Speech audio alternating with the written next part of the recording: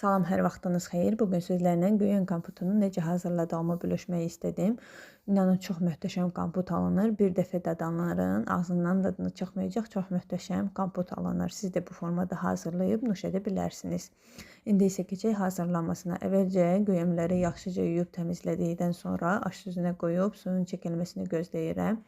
Əvvəlcədən sterilizə elədiyim bankalara 2 stəkan güyəm, 1 stəkandan 1 barmaq eksi şəkər tuzunu əlavə eləyib bütün butulkaları bu formada doldururam. Sonra isə qaynar suyu üstünə təpib qapağını yaxşıca bağlayıram.